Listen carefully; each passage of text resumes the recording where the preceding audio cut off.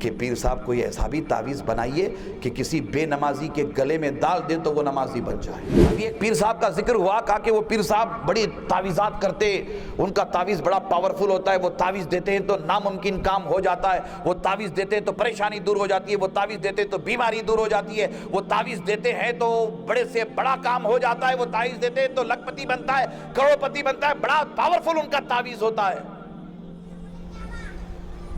ذکر ہوا تو قاری صاحب میں نے کہا کہ وہ پیر صاحب سے جا کر کے ذرا یہ کہیے یا میری ملاقات کرائیے کہ پیر صاحب کوئی ایسا بھی تعویذ بنائیے کہ کسی بے نمازی کے گلے میں ڈال دیں تو وہ نمازی بن جائے۔ کوئی ایسا تعویذ بنائیے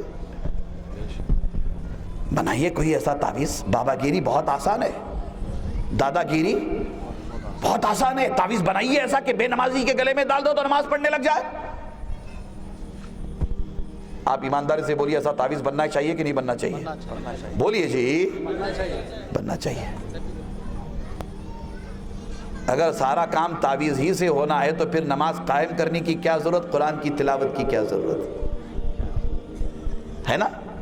میں اسے نہیں کہتا کہ تعویذ بے اثر ہوتے، تعویذ جو قرآنی آیات کے ذریعہ ہوتے، نیک کاموں کے لیے دیے جاتے، جسے دھندا نہ بنایا جائے، بزنس نہ بنایا جائے، کاروبار نہ بنایا جائے، اللہ اس کے رسول کی رضا کے لیے بندوں کی مدد کی جائے تو اللہ اس میں تاثیر بھی دیتا ہے، یہ اور بات ہے۔ مگر دھندا بنا لیا، بابا گیری شروع ہو گئی،